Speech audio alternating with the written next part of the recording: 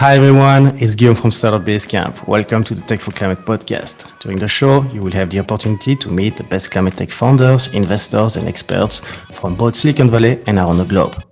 They will share with you their stories and personal journeys into this growing and exciting industry, giving you some insight into the ecosystems that help you to take part in the fight against climate change and benefit from the opportunities it can represent. The podcast is divided in two small interviews. During the first part, you will get to know our speakers, their perspectives on the climate crisis and how climate tech is changing the game.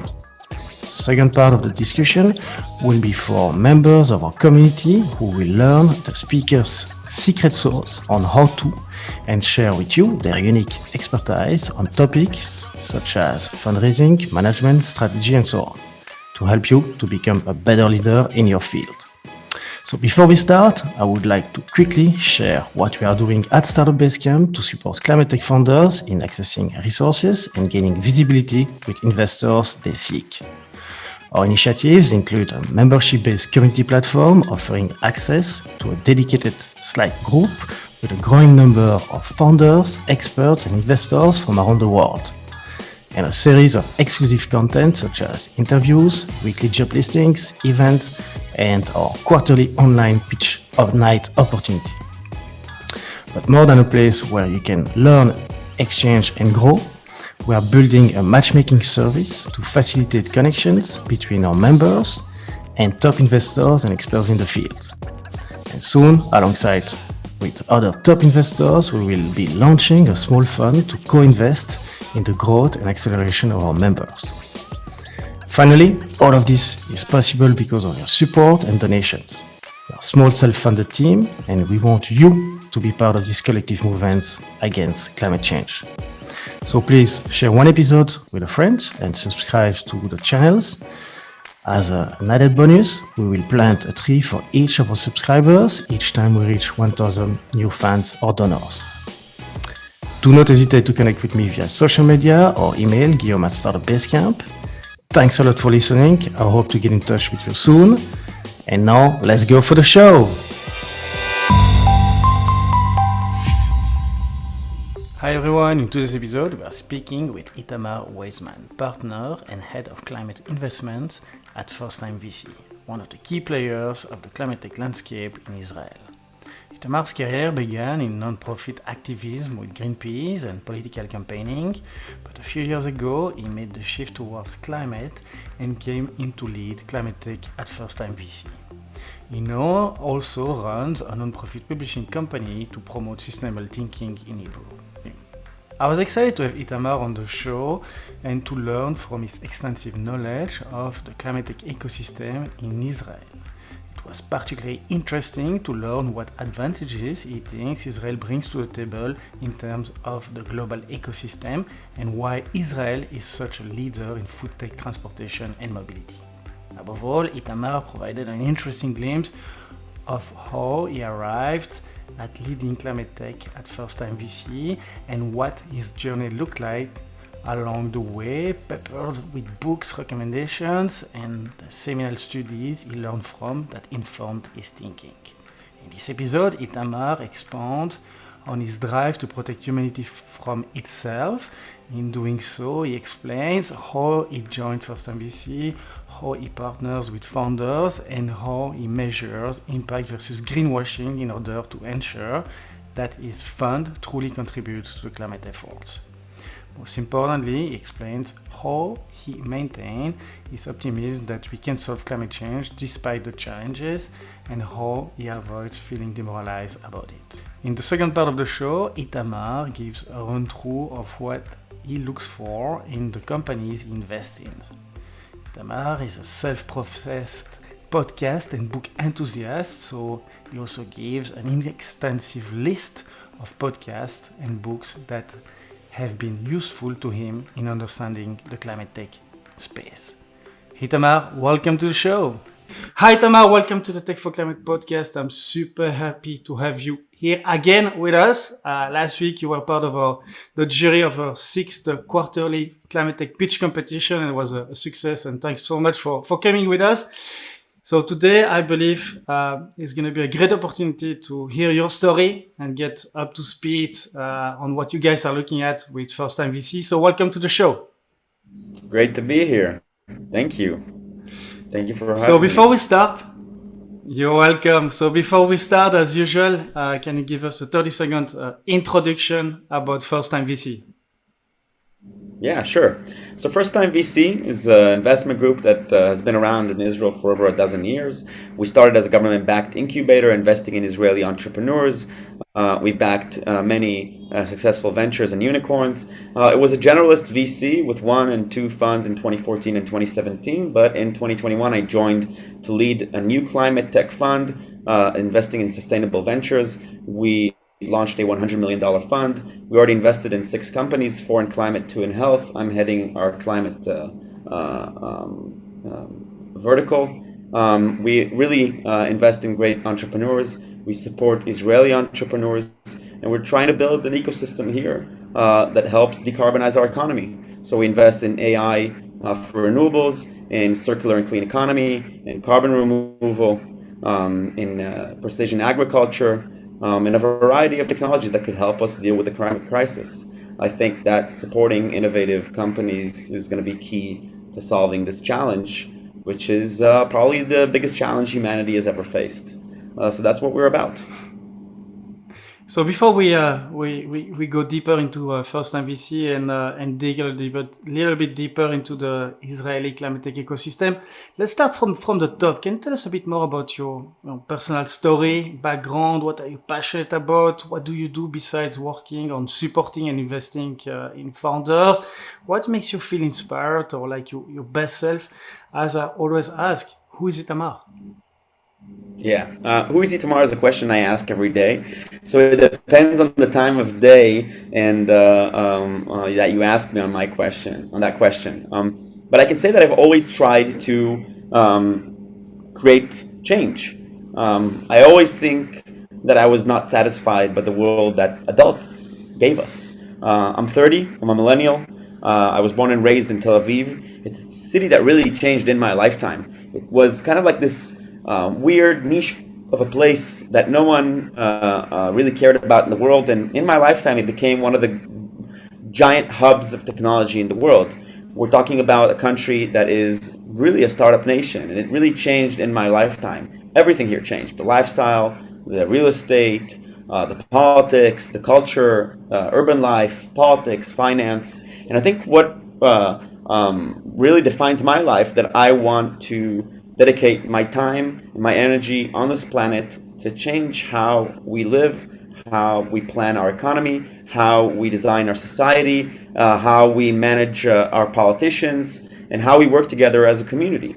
So I started off by being a volunteer at Israel's Green Party. This is 2006. I was 14. Then I went to do a BA before I was 18. I started my BA when I was 15, when I finished high school at 15. I went on to work for an Israeli parliament member at the environmental lobby. I was an assistant at the environmental lobby here at the Israeli parliament. And then I went on for 2 years to work for Greenpeace International as a campaigner. This was 2010-11. It wasn't called climate. It was called global warming. And we worked on, back then it was the Copenhagen COP, where it was a dramatic moment with the Obama administration. It was really a huge global failure back then to reach a global agreement. It took 6 more years to reach the Paris Agreement that was more hopeful and more aggressive.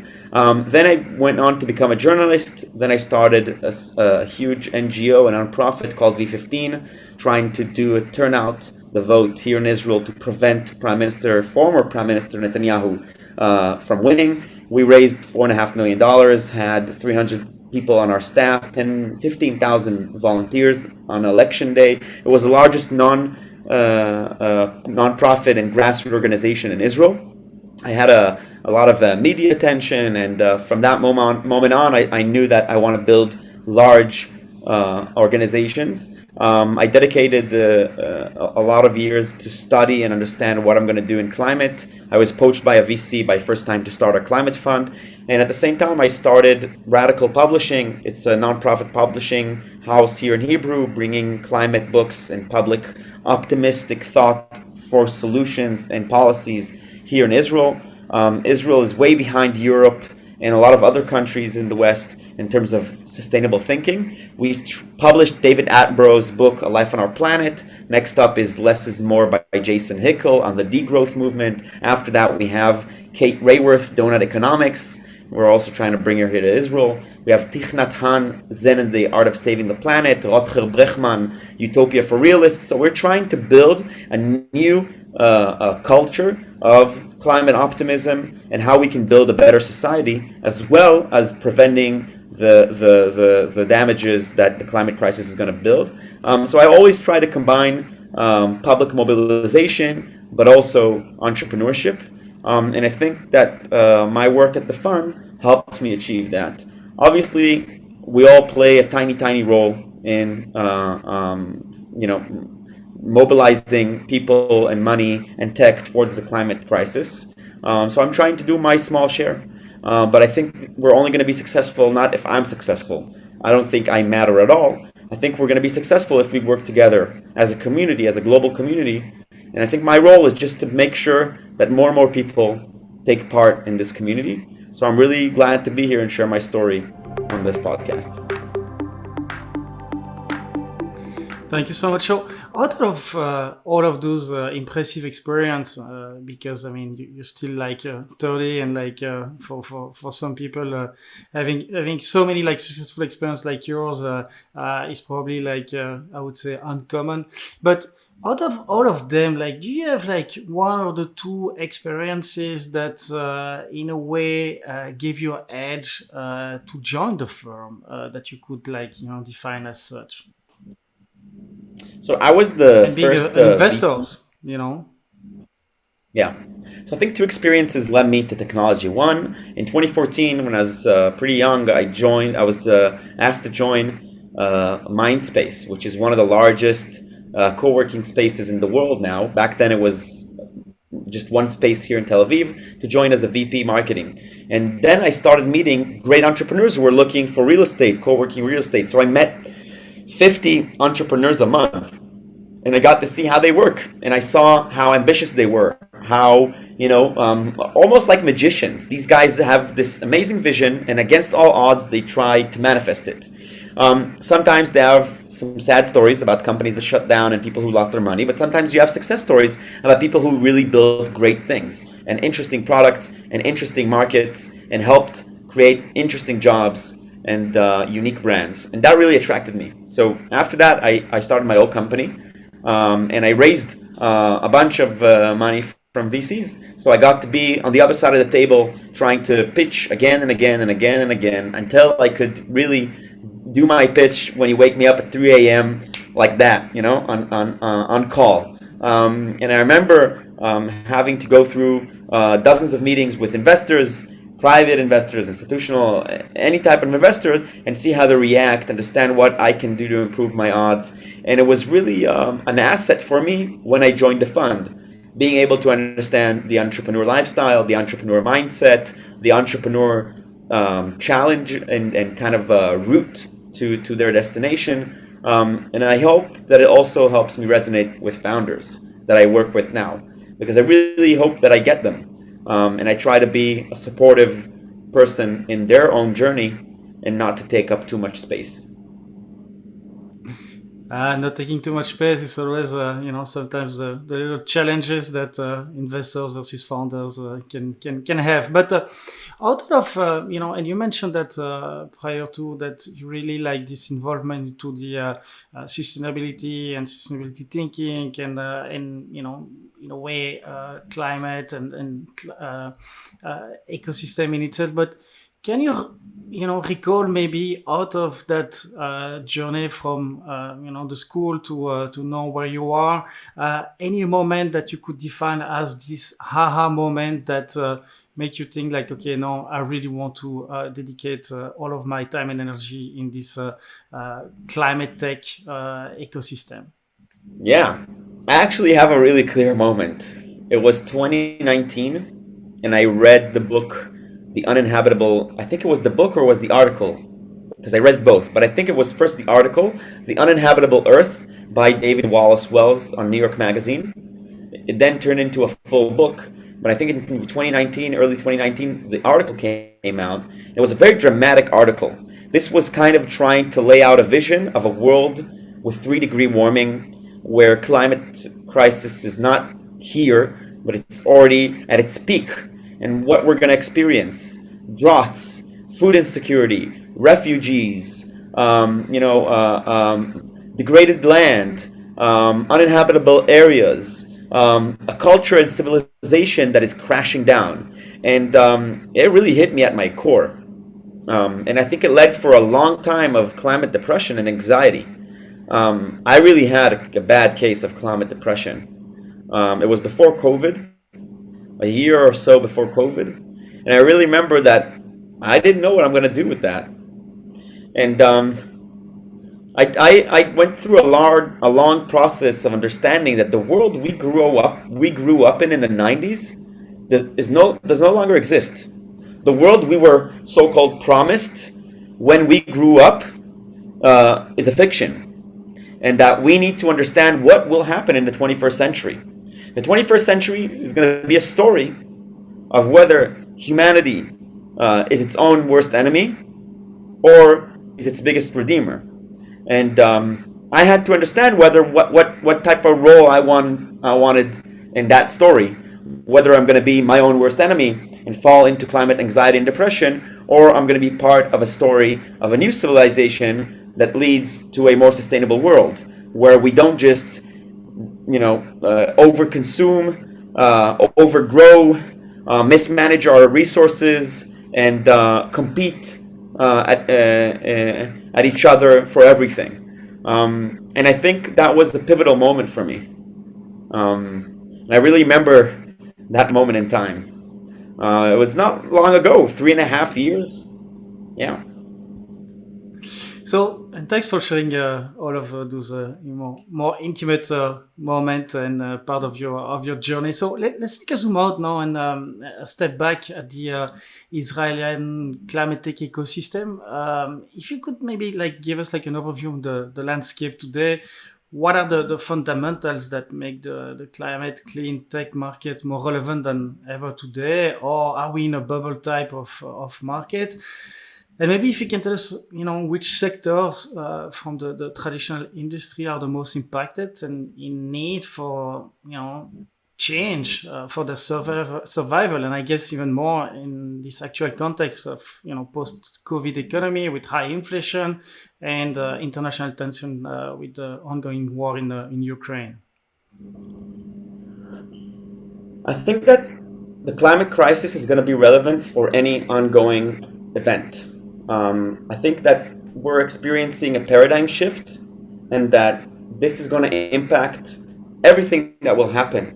We can now kind of review every global event in these new climate lens, whether it's the war in Ukraine that impacts Germany's energy policy and impacts crop prices, or impacts how we collaborate globally, or how sentiments in terms of fear or hope run in the world. Also in terms of just emissions, right? The war in Ukraine just leads to a lot of emissions. Every military conflict leads to a lot of emissions. So I think every event that now happens will be analyzed through these climate lenses. And I think that's a really critical point to understand, that everything that happens now we need to analyze from a climate and carbon perspective.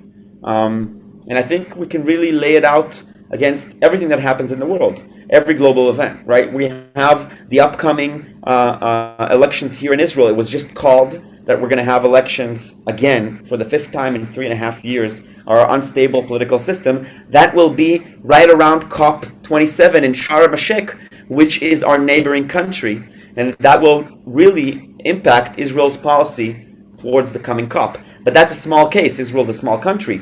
The 2022 elections in the US, the midterm elections, are going to have dramatic impact over American policy in the US in terms of climate and energy management and energy transition. Same thing with the Macron-Le Pen election that was just in France. Same thing for any type of global event. And I think that the most important thing, and I'm not sure this is really, maybe it's an indirect reply to your question, but I think we need to apply this climate thinking over everything. Does that make sense? It makes sense, and but I think that that's really like the overall context, and I would like if you can dive a little bit more into the specific case and ecosystem in Israel. Try to understand is like what is the drivers now inside of the ecosystem that you can actually see. Is it really like something that you guys are pioneering it, or there is like other actors moving?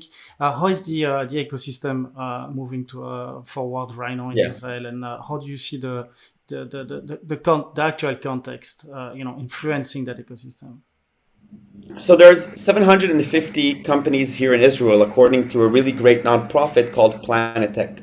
PlanetTech works with the Israeli Innovation Institute, and it's a really great community that provides assistance, research, and community building for the Israeli climate tech ecosystem. So we have, again, almost 1,000 companies in agriculture, precision agriculture, in food tech, in mobility, in renewable energy, of course, in circular economy, in carbon removal, in a variety of natural carbon sequestration solutions. There's a really long list of verticals where you see Israeli companies. I think that climate tech as a whole globally is still in its early stages. So it's the same thing here in Israel.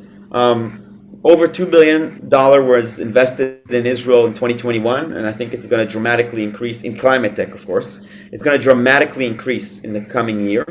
About 7% of all VC money was invested in climate tech. Hopefully, it will grow for 25%, in my opinion, by the end of the decade. Israel is a real tech powerhouse, and I think that the Israeli talent pool can and will be directed towards climate challenges. Right now, we're seeing a lot of Israeli companies being built in the food tech space for a variety of reasons, but because of our great scientific and academic research that we have here in Israel that leads to interesting solutions in alternative proteins.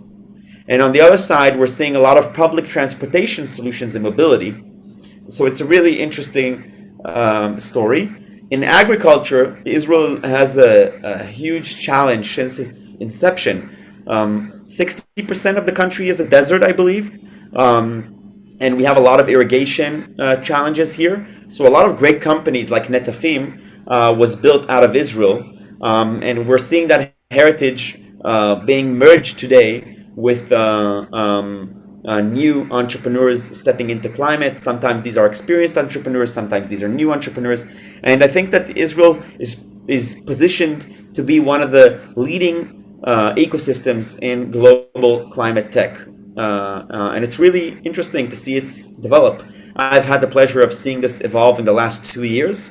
I am not one of the first ones in, but I'm definitely one of the hopefully leading persons here in Israel working on this ecosystem. But it's huge. And again, the story is not about Firstime, and the story is not about Itamar. The story is also not about Israel. The story is about whether we are able to shift a paradigm from old school neoliberal thought that led us to this crisis, or we're going to change our society, our economy, our technology to a more sustainable version, a better version of itself. And I think Israel is definitely a global player in that. So according to you, what makes you think that economic growth is compatible with sustainability and reducing, global emissions? We often hear that the only way to go might be degrowth. Yeah. So I think we definitely need to degrow fossil fuel industries. We definitely need to degrow wasteful consumption. We need to rethink how we manage resources at scale, how we design systems, but we dramatically need to grow renewable energies. We dramatically need to grow and support solutions that help us run a more circular economy. Waste to energy, for example. These are great solutions that could be a win-win-win. They can help us reduce emissions from food waste, for example, and also increase recycled or upcycled material usage. I think that there's a variety of different technologies that we need to scale. So that means that we do need to grow, but in certain areas of our economy. In many areas of our economy, we need to implement a degrowth approach.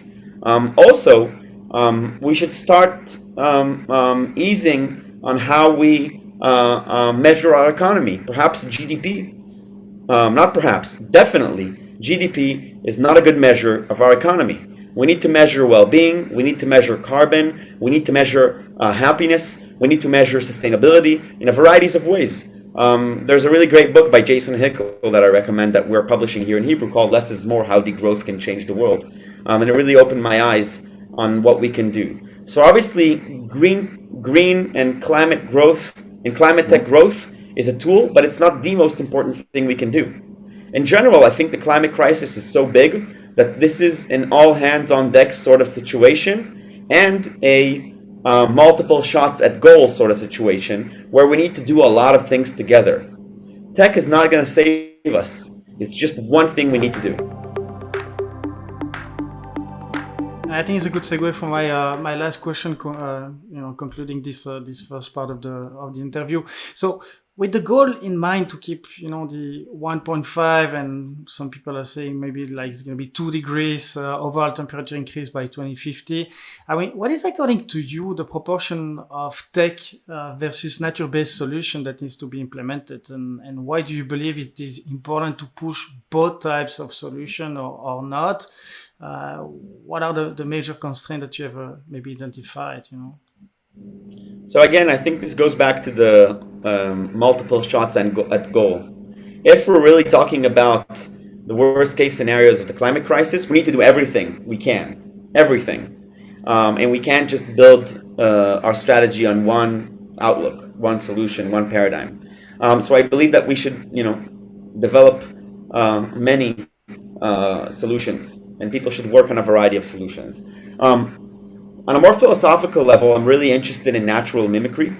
I think that nature is our ally, and we should understand how we can learn from it and how we can mimic it rather than replace it or rather than try to outsmart it. And that's kind of like a philosophy. I'm a big believer in the Gaia hypothesis, if you know, by Professor James Lovelock and Professor Lynn Margolis. The understanding that Earth is an ecosystem that works together. All of its organisms, all of its parts are working together to balance it. And we have shifted and we have distorted the balance on this planet, and we need to return balance. Returning balance is going to happen by understanding nature and mimicking it as much as we can. So natural carbon solutions, natural carbon removal is going to be key, in my opinion. And listen, I'm not a scientist. I'm not a specialist of anything. I'm a curious person trying to dedicate my energy in understanding how these things work. But there are much smarter people than I am. And I try to read them and quote them. And that's what I believe in. So let's go into the specific of Firstime VC. Can you tell us a bit more about like the story, the genesis of it? I mean, what was the initial gap that you and they saw together that led to the thesis behind Firstime VC? When you launch a new fund, you look for a story that's going to be successful not tomorrow, but in 10 years from now. because you're building a company that's supposed to be scaled dramatically in 10 years from now. So when we started to work on this fund a year and a half ago, we were looking for a story that is going to last 10 years from now. And the only story that I believe is going to last 10 years from now is the climate story. And I think once I understood that and explained that to our partners and team, everyone came on board immediately. And we all shared articles and videos and books and learned together. And I think that there's been massive progress happening in the last year and a half in tech, in finance, in politics, in policy that allowed them to feel more comfortable with our decision. Going from a generalist fund to a sustainable tech fund was a big move. But I can tell you that was done pretty smoothly. And I don't think anyone from the fund think that they're huge altruists. I think they understand that this is a huge financial opportunity. This is a strategic decision that can be backed clearly by trends and our strategy. And I think that there's also clear indication that we're on the right path. That's how I see it, at least.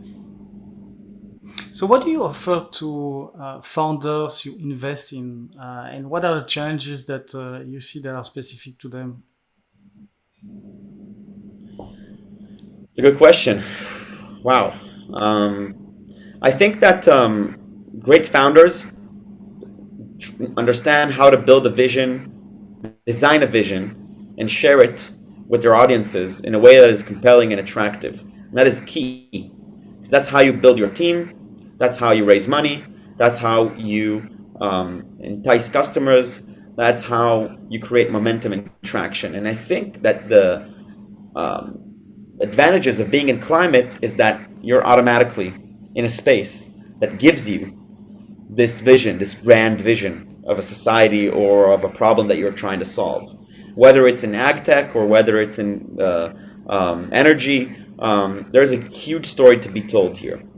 And I think that's a huge advantage. And I think my, the best tip I can give to entrepreneurs is to use that.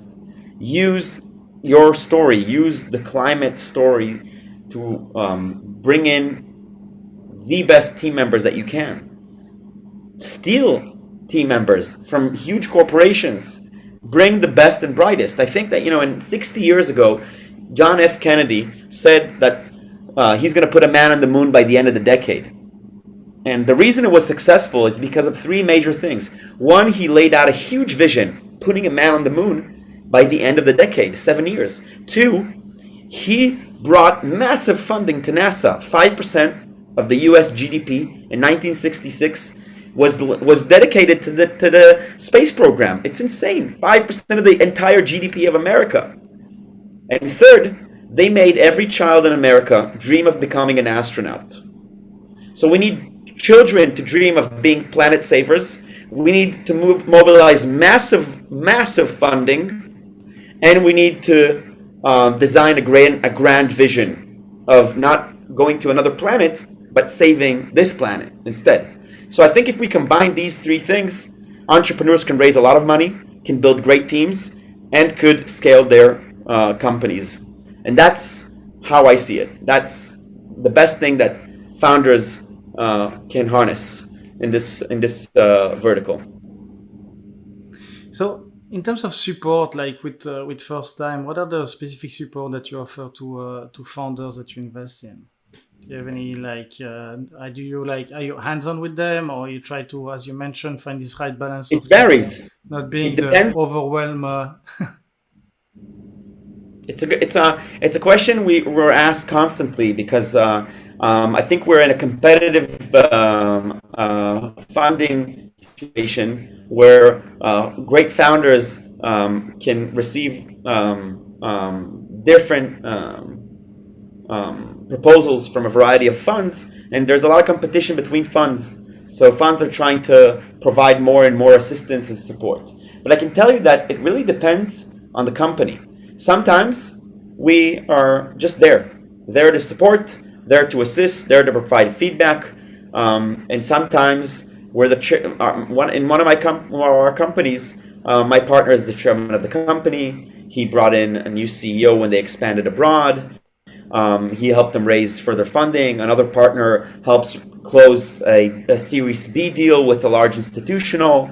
And sometimes I help with marketing, storytelling, vision. I was just working through a deck for the next round of one of the companies we've invested in. So it really varies. We also brought in ESG implementation and carbon measurement for all of our companies, which we've already implemented in 2 companies, and now we're doing it for the rest of our portfolio. We had an event for all of our CEOs and C-level managers last week, combined with another fund. So we try to do a lot of things. We try to keep it fun. We try to keep it interesting. We try to not waste time for anyone.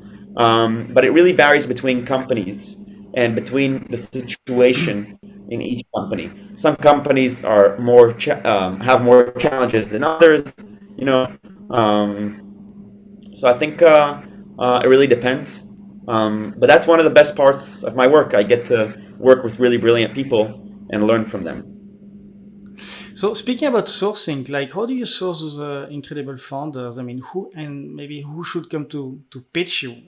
Can you give us maybe one example out of the previous investment that you did, and what in a way makes them special? Yeah. So first of all, on a technical level, we invest $2 to $8 million checks at a $10 to $50 million valuation.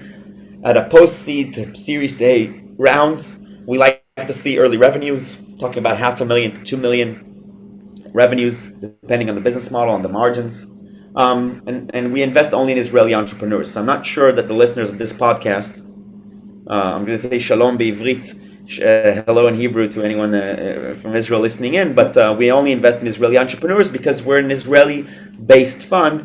And, one of my partners always says that we're not a real estate fund. We have nothing except people that we support, our founders. So if they run away, or if we have a problem with them, or on the other side of the aisle, whether we need to support them or take pride in them, they are just people. And I think the fact that we're investing in Israel helps us feel more at home, more secure, literally. So that's why we invest in Israeli entrepreneurs. And also there is a specific market here that has specific needs, and we hope that we can support its needs. Also, we will just have endless FOMO if we would have no geographic limits. I'm seeing amazing companies all over the world, and I'm seeing British companies, American companies, French companies, German companies. Every time I say, wow, I wish they were in Israel, I would love to support these guys. They're doing something amazing. So that's a more technical... So I was saying, like, next time send them our way. Happy to have a look. I will and redirect them. I will. There's so many great companies out of Europe. Man, really, I'm really excited at what's happening in Europe. It's really, really unique. Every company that we've invested in was company we reached out to. It doesn't mean that we look down on companies that apply at our website, or companies that reach out to us, or find us at LinkedIn. I try to be very accessible. I try to reply very fast. We have a great investment team that replies diligently, and we try to take everyone seriously. But it's tough to say, but 98% of people who apply, we have to say no, because we do 5 to 6 investments a year. And imagine that if you see 300 to 500 deals a year, this is what happens. You say yes to 1 or 2%. And it's a tragic place to be at, because I want to be the great guy who says yes to everyone, but actually I have to be the shitty guy that says no to everyone. When I say no, I try to be at least transparent or clear. Sometimes it's too early, sometimes it's too late, sometimes it's not relevant, sometimes there's no fit, sometimes it's not the right timing, sometimes we've invested in a competitor. It really depends. But I do implore any entrepreneurs who want to talk to me, want to discuss, who I can help with, who I can invest in, who I can do anything for him. I would love to talk. I try to reply. I get bombarded recently with a lot of inquiries, so I'm trying to find better ways of managing my time. As you saw last week, Guillaume, sometimes I'm messing up my schedule. But I try to do my best, and I'm always learning and improving, and sometimes I make mistakes. Okay, so speaking about sectors, like which sectors are the most promising for you today in terms of what I call impact cash return or ICR? I mean, meaning building like impactful companies while creating highly profitable business. Do you see any underdogs or subsectors area that you are really excited about? I'm really excited about waste to energy, but you caught me on a specific time because I'm looking into a company in that space. Waste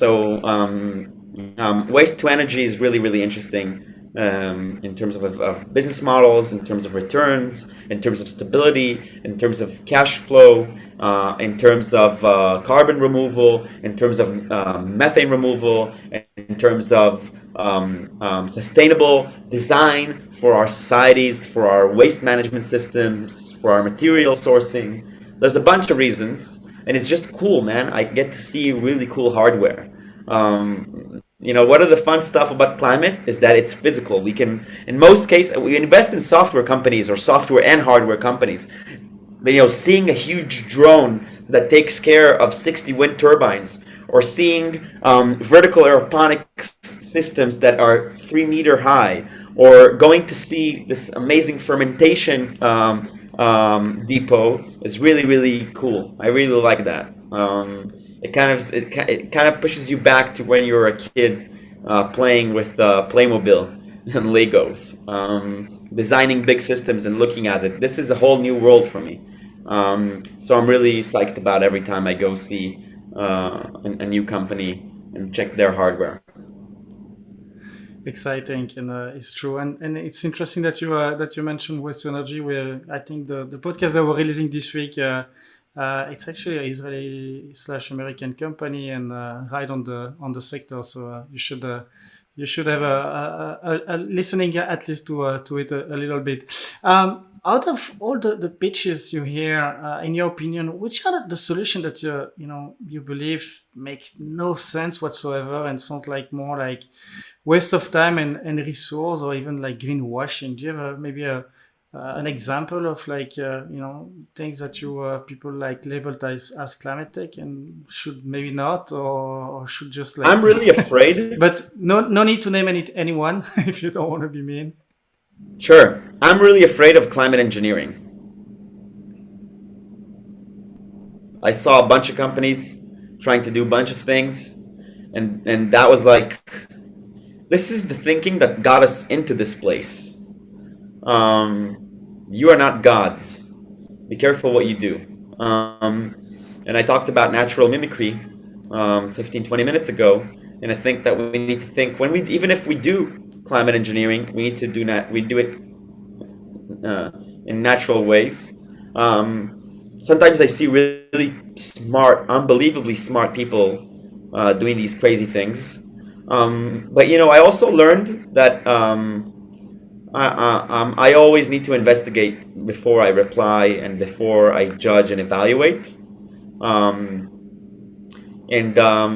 Even when I see bizarrely looking climate engineering solutions, I try to pick someone's brain and see whether my instinct was correct.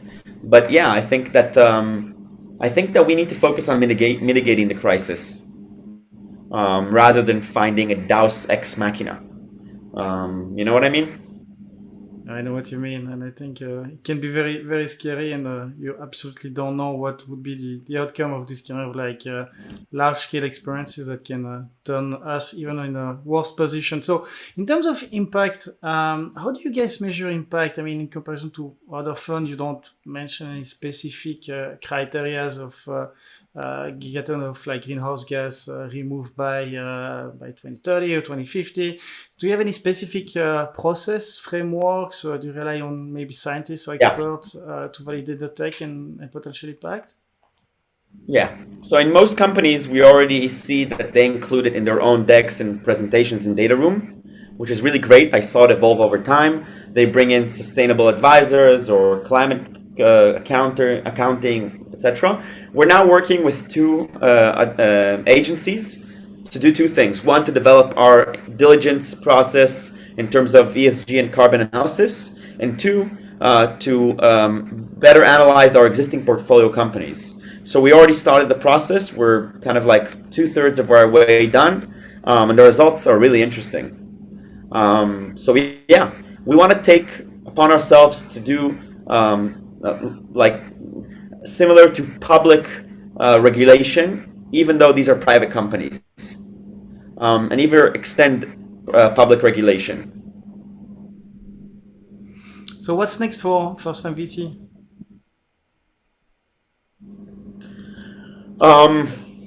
We have 2+ years to complete our first round of investments. These are 15 companies, 12 to 15 companies, depending on check sizes, that we're going to deploy. We already did 5. Now we're on our way to 6. And then we have more time to support our existing portfolio and perhaps think about the future. Right now, I'm totally into what I'm doing right now, living in the moment as much as I can, trying to focus on our work. And this ride is really great because it gets me to talk to people like you from all over the world. And I think it's really a unique perspective and pleasure that I have to talk to people about what we can do to change our society for the better. And I'm really happy that that's what I do every day. I'm sure you have that feeling too, right? Exactly. I mean, it's incredible. I was speaking with someone from Australia this morning. You're based in Israel today. I'm based in Milan for now, speaking with people in the US later. Yeah. It's just incredible. And everybody pushing the ball towards a better and cleaner world, and really putting time and effort on that. And it's very exciting. So my last question on this first part of the interview for you, I mean, what is your personal view on the climate crisis? Are we doomed? What would you say to people who feel demoralized, by all of those visible consequences that we see today already? When I feel demoralized, I go out and celebrate our natural world. I go out for a swim in the Mediterranean. I go out for a walk in the Galilee.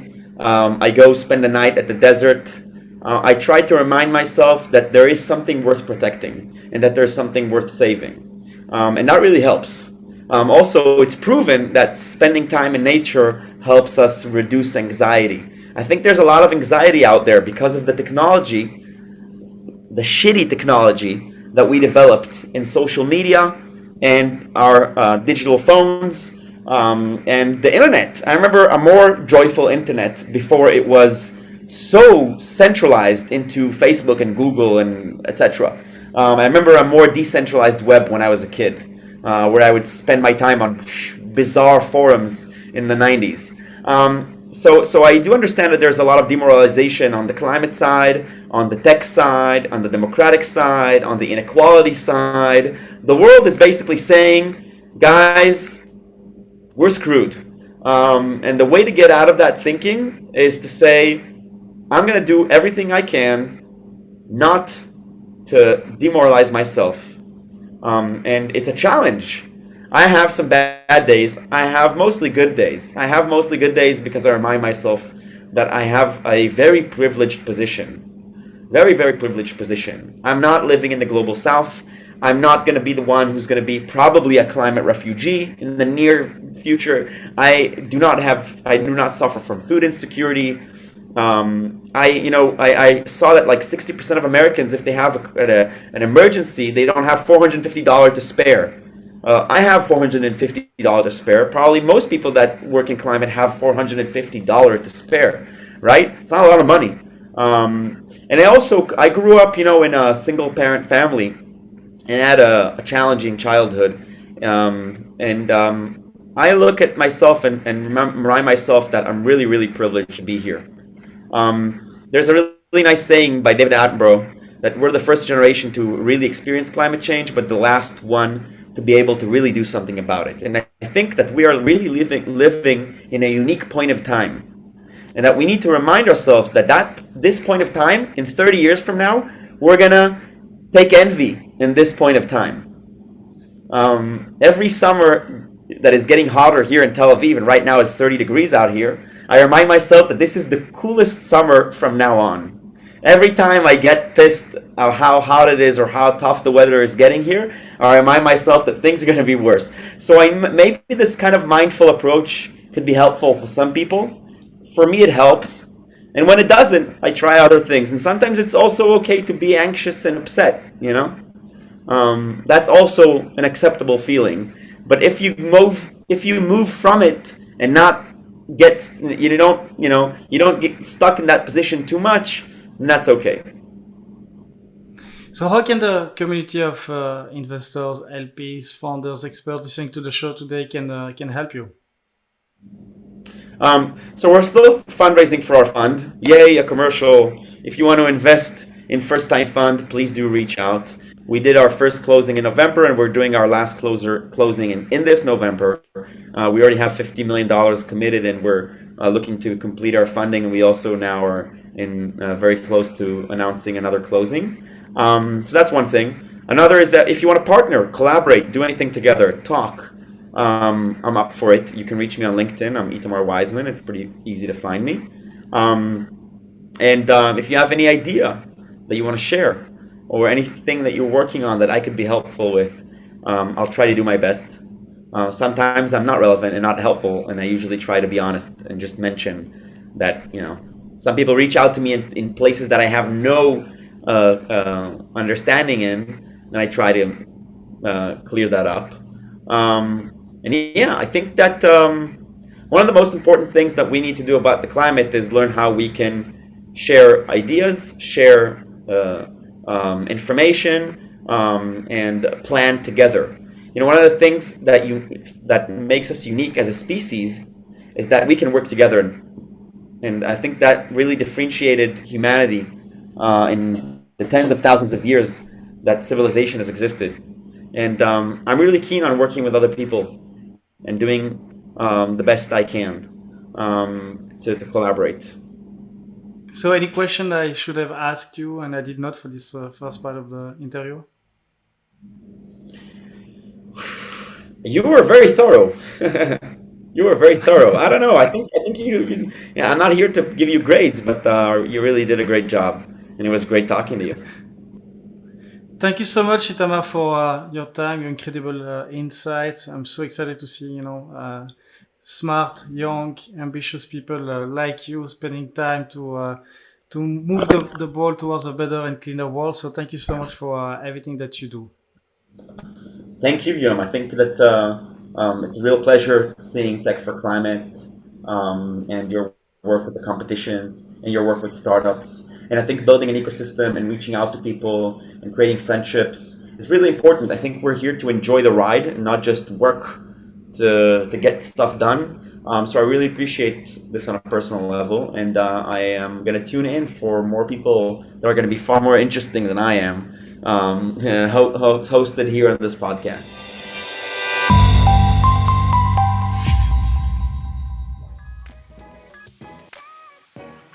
Hi, it's Guillaume again. Thanks for listening. I hope you enjoyed the show. As I said, do not hesitate to share an episode with a friend. Also, if you value the work we do for the climate tech ecosystem, here is how you can contribute to it. Today, I'm asking for your support and a donation or sponsorship to make the work of our self-funded team more viable. Even a small contribution means a lot to us. In any case, I will invite you to subscribe to our channels and visit our website startupbasecamp.org to discover more episodes like this one. And get your membership to access all our members' exclusive content. So remember, all of this is possible because of your support and donation. And we want you to be part of this collective movement against climate change. Let's keep in touch, and I hope you will enjoy our next show with us.